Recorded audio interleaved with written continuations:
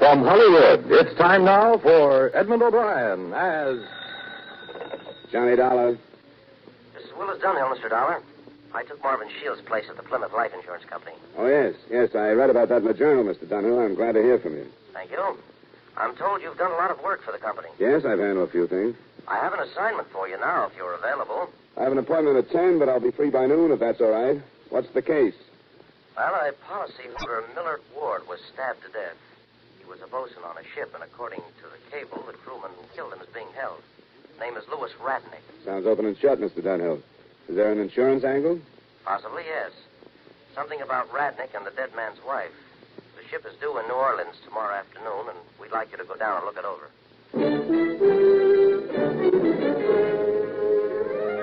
Edmond O'Brien in the transcribed adventure of the man with the action-packed expense account. America's fabulous freelance insurance investigator. Yours truly, Johnny Dollar.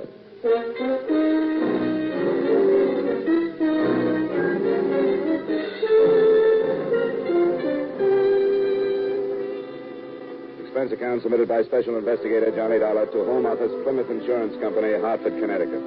The following is an accounting of expenditures during my investigation of the Millard Ward matter. Expense account item 1, $118.40 airfare and incidentals between Hartford and New Orleans. When I got there, the newspapers were bannering the expected arrival of what they called a death ship.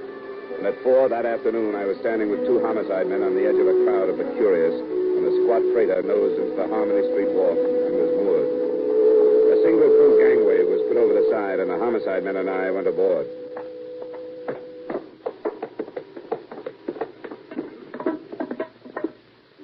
I'm Lieutenant Tracy, New Orleans Police. You one of the officers of the ship? Yes, sir. The captain's in his quarters. I'm the chief mate, sir. Edward Donovan. This is Sergeant Wright. This is Mr. Dollar from Ward's Insurance Company. How are you? Mr. Donovan. I guess you know how it goes. Ward's body's in the isolation room in the hospital, and Louis Readick's in the brig. What about the knife that was used? We, left it where it was. In the body? Yes, sir. You want to talk to Readick? I planned on waiting until we got him ashore. What about you, Dollar? I guess it's not important now, but I would like to see where it happened. Sure, it's just forward here in the forepeak. Let's take a look, then. Will you stay by the gangway, right? Wagon should be here any time. Which way is it? Up here, sir. Ship's plenty messy, but we put the men in their quarters until this was taken off our hands. What does Readick have to say about it, Mr. Donovan? Nothing. He wouldn't open his peep after it happened, and hasn't since. Hasn't said a word. Must have said something. Oh, nothing that wasn't out and out evasive. Happened during my watch, 4 to 8. Ward had some men up here on this deck. This was last Saturday morning? Yes, sir. They were chipping and red lead and some rust, and Ward took Readick into the forepeak to get some more paint. Readick came out alone and fell to again without saying anything. Then when somebody asked him, he said Ward must have stayed below. It's right down here. How long was that after Readick came out, do you know? Oh, about 20 minutes is as close as we could come. When was Ward found, then? It wasn't for about 40 minutes. You know how men are. They figured they could take it easy as long as the bosun was out of sight. The ship's carpenter finally showed up and asked where he was. He found him and reported to me. You want to go down now? Yeah, I think we better look at it. We'll watch the ladder. Huh? It's pretty sheer. I'll go and get some lights on. Go ahead, Lieutenant. Oh, thanks.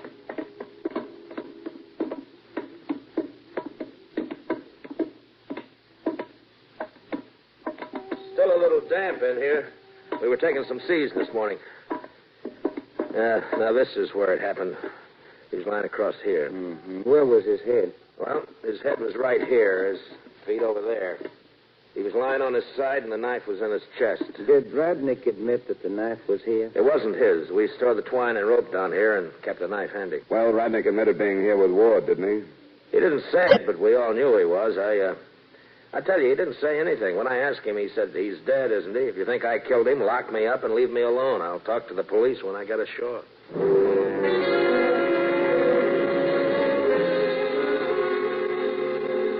The scene of the crime, the forepeak, a small compartment in the very forward part of the ship, seemed to hold little else in the way of information. As we left, the chief mate explained that there obviously had been bad blood between Readick and the dead bosun, and one crewman had allegedly once heard them arguing about Ward's wife. With the permission of the lieutenant, while he and a coroner arranged for the removal of the body, I went to the airless cabin that served as a brig and met the accused man. He was 23 years old. I've been saying that I talked to the police and nobody else. I still mean it, and that goes for you. That's your privilege, Readick, but when you talk to the police, you'll be talking to me, too. We're working together on this thing. I don't get it. I told you I was hired by Ward's insurance company. I want to find out if his policy had anything to do with your killing him. Who told you I killed him? Oh, it seems to be pretty widely accepted. Did anybody see me do anything like that? The men knew you hated each other.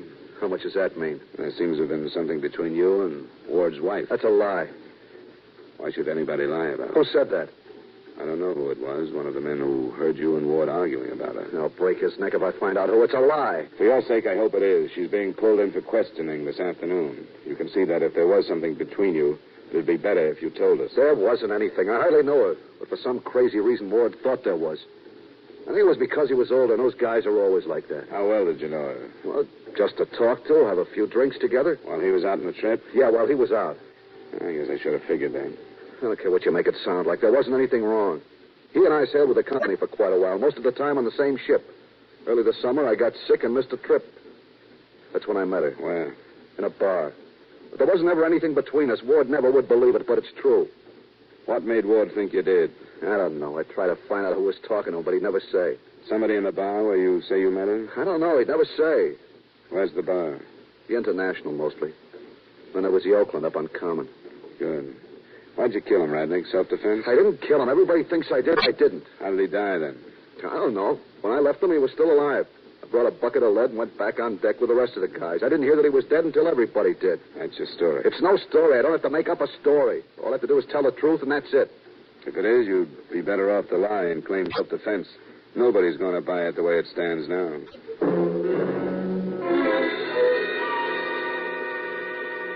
I heard him repeat his statement a few minutes later to a blank-faced Lieutenant Tracy, and when the prisoner had been started on his way to police headquarters, we did what checking we could through the crew.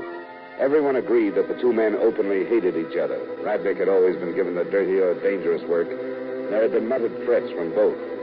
It was a situation, they explained, that would naturally grow out of all proportion aboard a ship, and there was no escape from facing one another every day.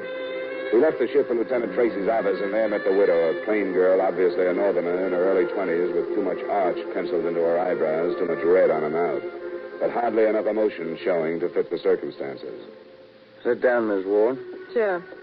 Thanks. Here's a chair. Oh, thank you. I want to tell you something before we get any further. Louis Readick didn't kill him. Everything we've learned so far says just the opposite of that, Mrs. Ward. I don't care. Louis didn't kill him. What makes you so sure of that, Mrs. Ward? Because he didn't have any reason to. I know my husband thought there was something going on between Louis and me. He knocked me around enough trying to get me to say so.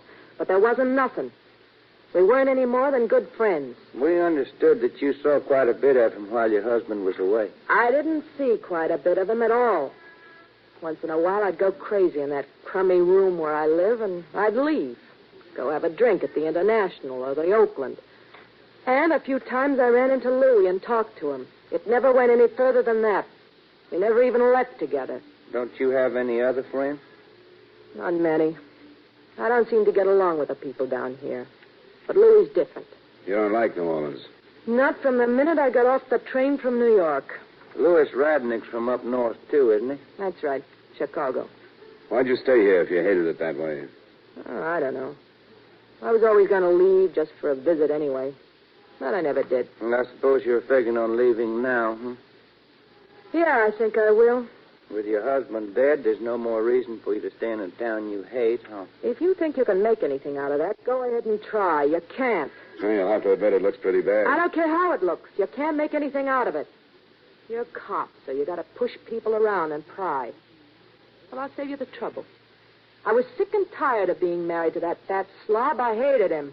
Why didn't you leave him? It wouldn't have lasted much longer. But this way, you might get some insurance money. Did you tell Louis Readick how you felt? We never talked about my husband. We talked about New York and things like that. Louis didn't kill him. He didn't have any reason to. Okay, Miss Ward, unless Mr. Dollar has something more, you can go. I can leave? Sure, as far as I'm concerned. Oh, can I see Louis? He's not seeing anybody but a lawyer right now. There'll be a coroner's inquest tomorrow morning. I think it'd be a good idea if you come to that. Yeah? Where do I go and what time? Sergeant outside will tell you. Thank you for coming down. Please accept our sympathy in your grief. You're sweet. Both of you. What do you suppose that pitch was for? I thought maybe she was trying to clear herself of any part of it, if she and the boy did plan it. If he admits it, she can just keep on saying what she told her. Yeah. Well, I think I'll check the 2 bars that she mentioned. She said they never left together. I'd like to know if that holds up, wouldn't you?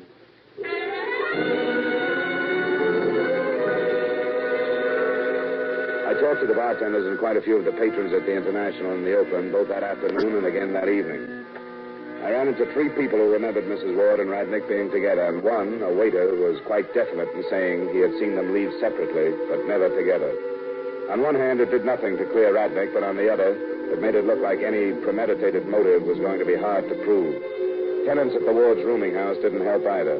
None of them remembered ever seeing a man of Radnick's description in the building.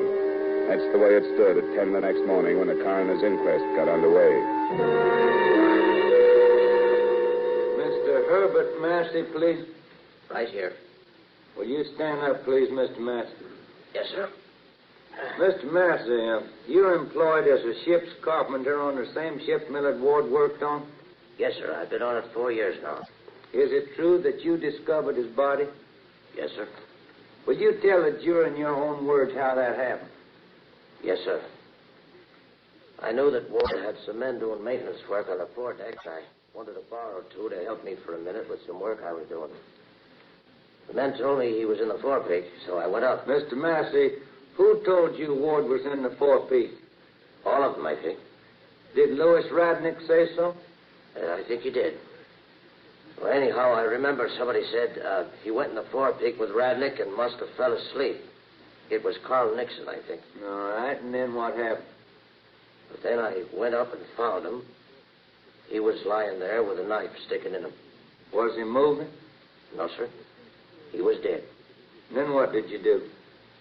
I felt for his pulse, and then I came back up on the deck and reported to the chief officer, Mr. Donovan. Did you say anything to the men? No, sir. I went down the other side of the deck and onto the bridge deck and found Mr. Donovan reporting to him. After the testimony of the ship's carpenter, a little more was heard from a few of the crewmen. None of it seemed to change the picture, but the reports from the autopsy surgeon, together with the one from the police laboratory, did. A, the knife had entered Ward's body at such an angle that the fatal wound could have been self-inflicted. B, there were no fingerprints on the handle of the murder weapon. C, Ward was wearing leather gloves when he died. And finally, the possibility of suicide was strengthened by the fact that there were bloodstains on the right glove. Everything was still indefinite, but I wondered how Radnick would react to the news. And after the inquest, I went to his cell to find out. Still trying to save the insurance company some money? I do when I can. I just came from the inquest, Radnick. I understand I could have saved the taxpayers some money on that. How come? They don't have an inquest when there's a confession, do they? What confession, Radnick? I killed him. That's what everybody wants to hear, isn't it? Wait a minute. What brought this? I killed him because he was trying to kill me. And that's going to be my plea. I killed him in self-defense. What's the matter? Don't you like that story either?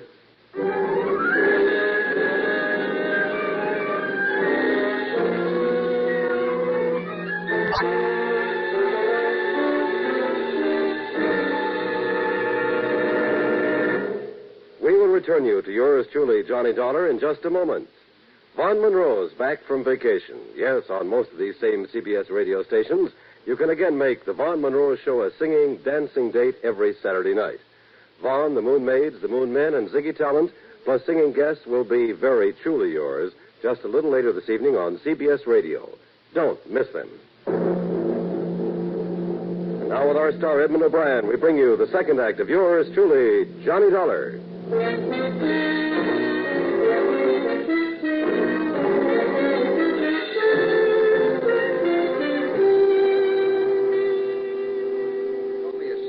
Crew said we hated each other. You can ask him how that crazy guy was riding me all the time and giving me all the dirt aboard. Wait a minute, Radnick. I was a guy on the outboard side when we were painting davits. He was trying to kill me then, waiting for me to fall over the side. Radnick. Well, I didn't. So he got me in the forepeak and tried to brain me. So I stuck a knife in him. He was off his head, and I had to keep him from killing me. Are you through?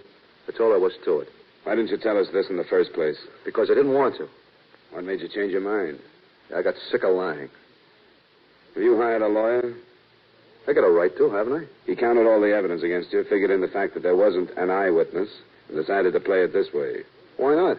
Everybody knows I killed him, don't they? We want to be sure why. I told you, self-defense. What did he try to hit you with? Took a swing at me with his fist. Then he picked up a can of paint. Did he swing that at you? Yeah, he started to. Then I backed up and got the knife. Then when he swung again, I figured there was only one way to stop him, and that's what I did. Did you try to get away? He was between me and the ladder. Didn't you yell or anything? I didn't have time to think of anything like that. He'd gone off his head. Over you and his wife? Over nothing except what was going through that crazy mind of his. There wasn't anything else, nothing between her and me. But he tried to kill me, so I had to kill him to save my life. Who's your lawyer, Readick? His name's Waterman. Where'd you get him? He does a lot of work for the union. You should have stuck to business problems. What do you mean by that? I don't think you'll get to first base with the plea. Well, that's what happened. Sure. It's happened before when there weren't any witnesses. This time we're too close to a motive. I think a jury will fill in what we don't have. I guess that's a chance you got to take. I guess so. I'll see you later. That can of paint he was swinging. What did he do with it when you stabbed him? He dropped it, I guess. I wasn't noticing things like that. Okay, I just wondered. I want to be able to give Ward's wife all the details of your new story. She had nothing to do with it. He was crazy, that's all. He's not alone. Any sane man would have admitted a self-defense killing like you described right after it happened. And you shouldn't have wiped off the knife. I didn't wipe him. What was that? I said all I'm going to say. Now leave me alone. Sure. You better work on that story. And I don't think a new lawyer would hurt.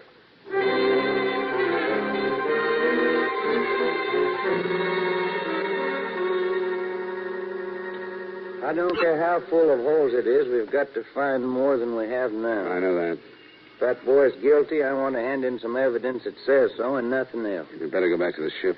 Yeah, I think so, too. Go over the scene of the killing again. Seems to me we ought to be able to settle that can of paint he says Ward was swinging at him. One way or another, that would help. Where's that ship's carpenter? You suppose he went back aboard? I hope so. If he discovered the body, he ought to be able to fill in some details. That's right. You know, what's his name, Massey? Herbert Massey. Probably the same thing going through your mind. That the last person we think saw Ward alive isn't too far separated from the one that says he's the first person that saw him dead. You aren't thinking that boy is innocent? Not necessarily.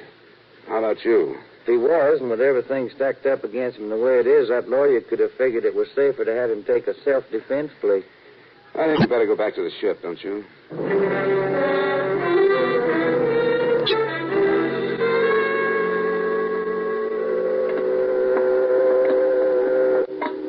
This must be it. Yeah, come in. Hello, Mr. Massey. You remember me, Lieutenant Tracy? Oh, sure, from this morning at the inquest. That's right. This is Mr. Dollar, insurance investigator. Hello. How are you, Mr. Massey? We came back to talk to you, Mr. Massey, because we still don't have enough evidence to make a decent charge of murder against Radney. Well, sure, I'll do anything I can to help the police. Sit down, why don't you? Yeah, thank you. You know, all I can say is what I saw. I found Ward, that's all. Sure, we know that. But you did know that they didn't get along too well, didn't you? But I heard more about that after it happened than I heard before. I got my own work to do aboard. I don't work much with the crew. Afterwards, I heard them talking about it. Mr. Massey, how clearly do you remember things the morning you found Ward dead? I don't know what you mean. Do you remember exactly what you saw and what you did? Well, sure, I think so. You sure he was dead? Sure, I told you that. I felt for his pulse. What made you do that? Well, I don't know. I guess I just remembered that's the way to tell. Where did you feel for it? In his throat. You remember that, huh? Yeah, sure I do. When I saw him lying there, I called his name first, and then when I saw the knife, I leaned over him and saw his eyes open. Then I felt for his pulse. How long did all this take, do you think? Oh, I don't know. Not very long. I came up on deck right away. What's so important about that? We just want to get everything straight. What can you remember about the forepeak, Mr. Massey? Was everything in order? Everything in order? I don't quite know what you mean. Well, do you remember anything unusual, anything out of place? No, I didn't notice anything. Why do you ask me that? It's important. Do you remember a can of paint rolling around on the deck? Can of paint? What's a can of paint got to do with it? Do you remember seeing one? No. What would I be doing looking for a can of paint at a time like that? When you saw he was dead, weren't you startled and didn't you look around? I would have. No, all I thought was going to the old man or the mate and telling him. Say, why are you asking me this kind of question? We told you we don't have enough evidence against Readick, and we thought you could help us. We've got to be sure he killed Ward. Why, sure he did. How do you know that? Oh, everybody knows it. All the men. But nobody saw him do it. Everybody knows there was trouble between them, don't they? Yeah. Everybody knows they went after paint together and Ward didn't come out. And then you went in, and when you come out, that's when it turned out that Ward was dead. Yeah, sure, that's right. And you didn't notice any signs of a struggle? No, I didn't notice anything but Ward. Well, I'll tell you the way it stands. Readick said he didn't kill him. Well, then he must be lying. Well, that's what we thought, too. Everything that anybody said made it look like he was lying. Why, sure he is. But then he changed his story. Then he said Ward had tried to kill him and that he stabbed him in self-defense. He said Ward picked up a heavy can of paint, tried to brain him. I don't know what happened. Well, a fight like that would have been heard, and there would have been things knocked around. But you say you didn't notice anything, and the men say they didn't hear anything. I don't know anything about that. I was on the afterdeck, so I didn't hear anything. And I didn't notice anything because I just didn't look around. We don't think there was a fight. We think either Readick just stuck him or that somebody else killed him. Everybody knows Readick did it. It could be that everybody just thinks he did. Everybody knew there was trouble between them. It was shaping up, so when you found Ward dead, naturally everybody thought Readick did it. Yeah, that's right. Everybody did. You came out and told the mate you found Ward's body, and then everybody just naturally figured that Readick had killed him. That's right. But what if he didn't, Massey? I don't know what you mean. If Readick didn't kill him, who did? We just want to get it straight. If Readick didn't kill him, who did? I don't know. Who else was in the forepeak? I was. That's what you mean, isn't it? I was in there. I found Ward in there. What you mean is you think if Readick didn't kill him, I did. Isn't that right? Somebody killed him. I found him there. I tell you, he was dead when I found him. That's all I can say. It's all I know. Okay, Massey. You weren't planning on going anyplace, were you? Now, you can't arrest me. I didn't do anything. We just don't want you to leave town. We want to talk to you again if we can't build anything better against Readick.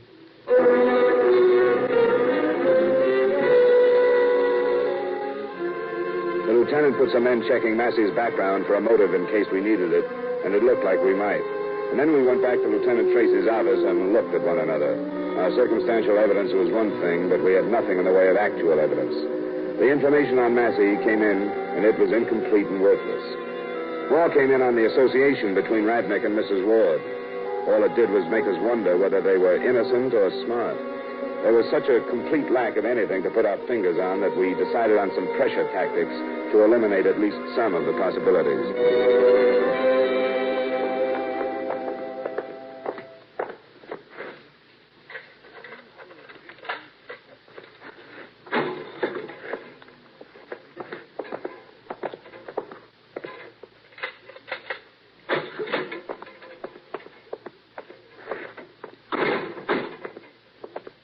You lied to us, Rodney.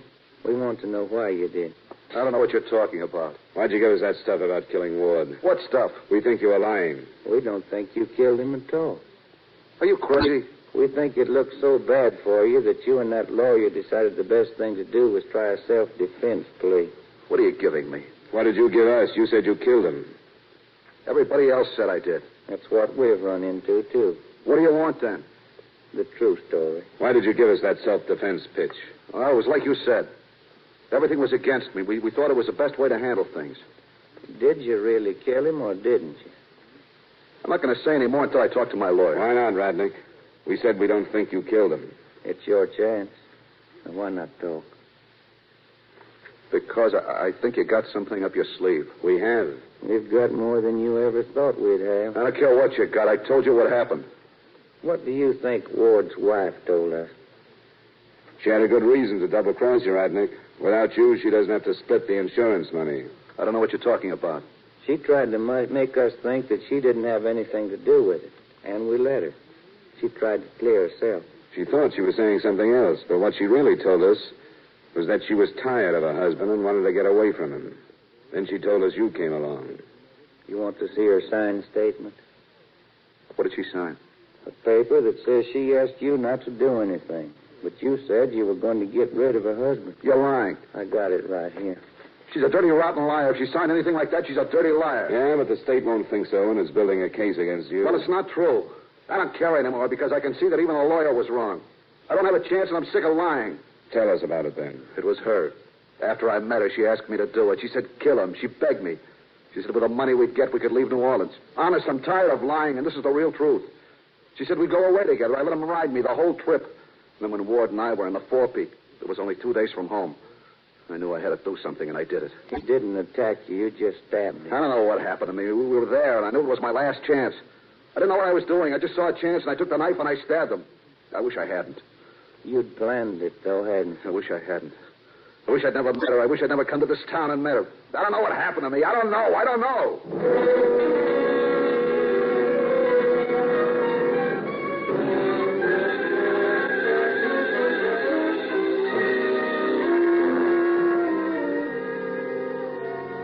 Expense account item 2, miscellaneous, $183.15. Item 3, same as item 1, transportation back to Hartford. Expense account total, $419.95. Remarks? I don't think any are needed. It was a clear case of attempted insurance fraud. But if you can figure out where things like this start, what causes them, and insure against them, you'll save a lot more money than you've saved on this matter. Yours truly, Johnny Dollar.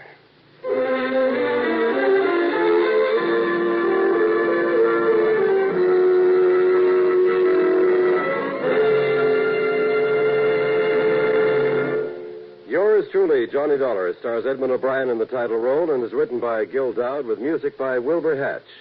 Edmond O'Brien will soon be seen starring in the Paramount Pictures Technicolor production, Silver City. Featured in tonight's cast were Sidney Miller, Barton Yarborough, Bill Conrad, Hy Everback, and Gene Bates. Yours truly, Johnny Dollar, is transcribed in Hollywood by Jaime Del Valle.